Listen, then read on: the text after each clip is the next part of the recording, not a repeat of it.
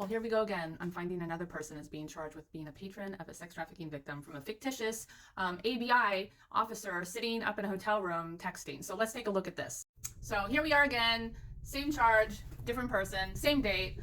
So now ABI is just creating felony charges for people. Sure, they're going to do prostitution stings. And that is actually a Class B misdemeanor. But a Class C felony, that can impact somebody's ability to have employment and go on with life. You have to say, yeah, I was a patron of a sex trafficking victim. That's pretty harsh. So let's look at this. This one guy contacted them in an ad asking for a quick visit. And he just was looking for full service, right? So the UC officer, undercover officer, says, I don't have change, so I'll need at least a $50 to pay my manager. Now, this is how they are charging people with being a patron of a sex trafficking victim. Now, mind you, this is just some ABI guy sitting up. I don't even know if he's in a hotel. He's on his phone texting somebody, creating a fictitious sex trafficking victim. Now, let's go ahead and look at this. So we have them again saying, hey, I need that $50 or else I'm going to get kicked out of the room. The last guy stood me up and I won't have a place to stay tonight. I'm sorry to hear that. I can make it so you have $50 to give them. So this is what the state of Alaska is doing to actually combat sex trafficking. They're creating fictitious sex trafficking victims. They're not doing what they should be doing, which is listening to sex workers and sex trafficking survivors. And also, let's go ahead and read this because I found this really interesting on this one as well. So they get into the hotel room and the man acknowledges that he agreed to pay the manager $50, and he, was a little concerned that he usually sees independence is what he was saying. And he was going to ask her why she had a manager and whether she could just do it as an independent contractor. So I'm not going to say any people's names, of course, but there are people that have contacted Community United for Safety and Protection when they have met with someone and they felt that they weren't in a safe place, that they were being trafficked. Now, what CUSP does with this information is different than what an actual person. So if clients were actually able to report when they think someone is being trafficked, that would be great. Sex workers can report that. Sex trafficking survivors can definitely report that. But it would be great to have sex workers' clients be able to report when they think someone's being trafficked. And it is plausible that this guy was going to go meet her and kind of find out, like, are you okay? Do you need help? Are you in a safe place? Is this person making you do something? That is how we actually combat sex trafficking.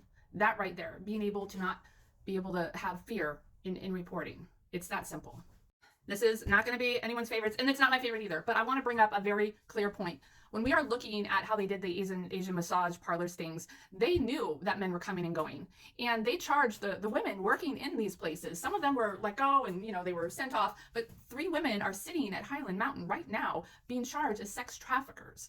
And this is what was going on. So they saw men come and go, but none of them were ever arrested for being a patron of a sex trafficking victim. Let's look at the other one here too. Now, if you look below, while they were doing one of those stings, or they were, going in, I think it was to Phoenix Spa, 3 male patrons were in various stages of undress. None of them were charged. And please understand, I'm not asking for people to be charged. I'm just saying that these stings do not match the actions of what's going on. Why? Why is Alaska spending time and resources in this when there's so many other things that we need to really focus on? So let's look at what being a patron of a victim of sex trafficking is. So a person commits the crime of being a patron of a victim of sex trafficking if the person solicits a commercial act and, with reckless disregard that the person engaging in the sexual act is a victim of sex trafficking. That's I have a manager, or I have to give my daddy $50. That's where that comes in the part. Or from a person who is 18 years of age or under. Sorry, if from a person who is under 18, not 18 or over. Anyway, so those are what patron of a victim of sex trafficking is. It's a Class B felony if it's someone who is under 18. And it's a Class C felony when it's just reckless disregard, which these 2 individuals that were just charged with it on July 2nd are being charged with. Previously, we've just seen prostitution stings where people just get busted for prostitution, and it's a Class B misdemeanor. Most of the times, those charges are dismissed. Sometimes it stays on them. It can be embarrassing, but it's not a felony conviction with no victim. How did we get here? Well, let's take a look. So in 2022, Dunleavy introduced some legislation to address crime in Alaska, and one of those was the sex trafficking. So part of this legislation was targeting those who patronized those who engaged in sex work by a patron of a sex trafficking victim or someone under 18. This offense is also a registrable sex offense. So not only is this a Class C felony, it's a sex offense. So someone will go on the sex offender registry, even though they do not have a victim.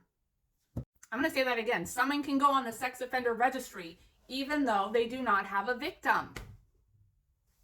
So we are spending money on hotel room rentals, decoy online ads. It costs money to go on Adult Look. Burner phones, surveillance equipment, extensive police overtime, when we actually need to focus on crime, right? We need to investigate violent crimes. We need to investigate missing people here in Alaska. Poverty, housing, drugs. Come on, don't we have something else to do besides arrest people for being a patron of a sex trafficking victim and then putting them onto the sex offender registry? I don't know. Why don't you tell me? What do you think this all means?